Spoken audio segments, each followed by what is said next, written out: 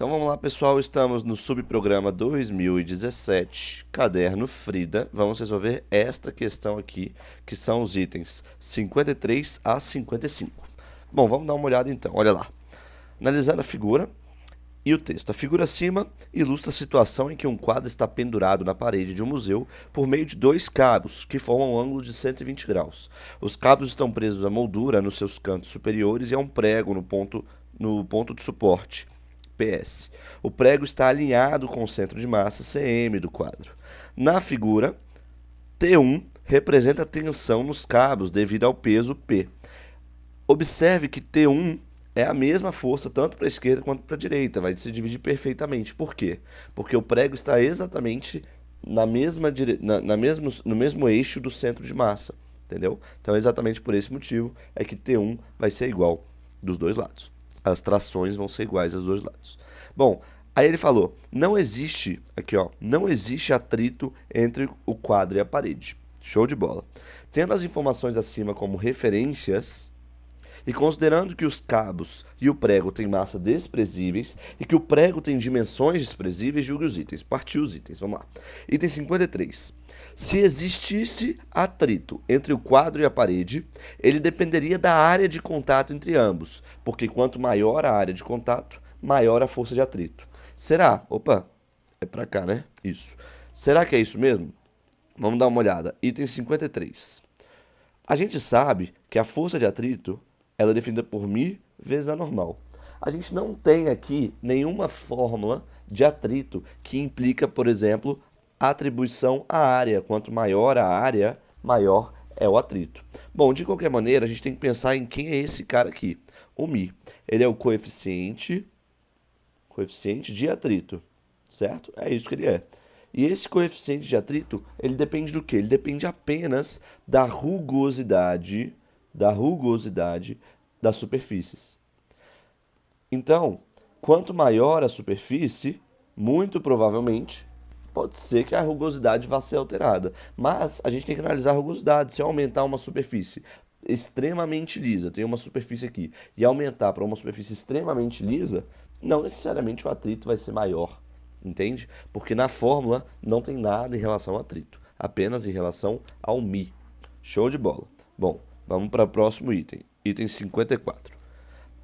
Para analisar as condições de equilíbrio do sistema formado pelo quadro e pelos cabos, é necessário considerar a natureza vetorial das grandezas envolvidas. Bom, esse item ele está certo. Para a gente conseguir analisar as condições de equilíbrio, quando a gente fala em equilíbrio na física, opa, sempre estou indo para o lado errado. Quando a gente fala em equilíbrio na física, então o item 54. Quando a gente fala em equilíbrio, a gente precisa analisar duas coisas. O somatório das forças tem que ser igual a zero e o somatório dos torques também tem que ser igual a zero. Isso aqui implica o equilíbrio. E se vocês lembrarem, tanto força quanto torque são vetores. Então a gente tem que analisar as grandezas vetoriais mesmo, tá bom? Item 54, considerar a natureza vetorial das grandezas envolvidas. E o item 55, o módulo da componente vertical, olha só esse item, o módulo da componente vertical da tensão independe do ângulo formado entre os cabos. Esse item, ele para mim é um peguinha. Presta atenção, tá vendo a figura aí? Vamos tentar trazer essa figura para cá. Ô, gente, mas eu não estou conseguindo nunca. Aí, item 55. O item 55 ele fala o quê?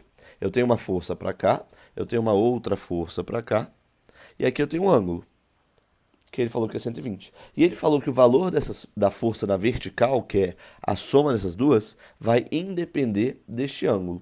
Se ele estivesse falando de um sistema Way, esse item estaria errado, porque se eu vario este ângulo, então se eu variar este ângulo, o valor da minha T resultante, TR vai variar, tá bom? Se eu então pegar dois vetores que estão dessa maneira aí que eu desenhei e variar esse ângulo entre esses dois vetores, vai variar, porque aqui como é que a gente acharia o valor desse TR, que seria a tração resultante? Como é que a gente acharia o valor? A gente poderia aplicar aqui uma lei dos cossenos, tem que lembrar lá de vetores, como é que você acharia o vetor resultante, né? Bom, uma fórmula que facilita é TR igual a T ao quadrado. Opa, TR ao quadrado é igual a T ao quadrado mais T ao quadrado mais 2 vezes T vezes o cosseno do ângulo entre eles. Ficou meio feio, né? Mas essa é uma maneira da gente conseguir achar quanto é que vale o TR. Você passa o quadrado para lá e acha esse valor. Isso aqui é nada mais, nada menos que a lei dos cossenos, tá bom? Ah, mas a lei dos cossenos a gente não tem que pôr menos aqui?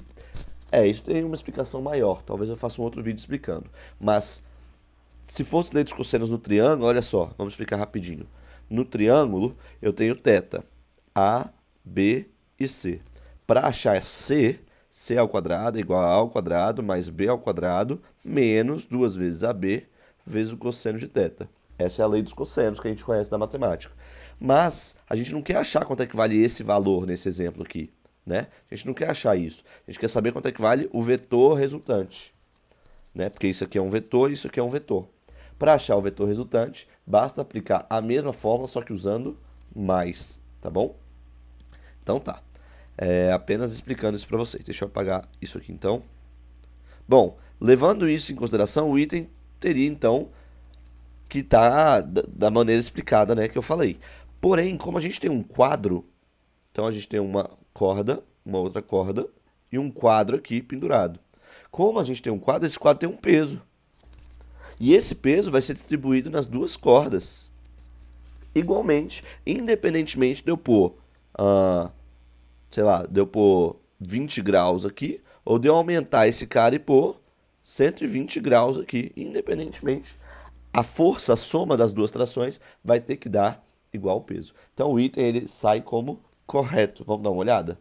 Vamos dar uma olhada no item de novo, olha só. Item 55. O módulo da componente vertical da tensão independe do ângulo formado entre os cabos. Realmente, a componente vertical independe.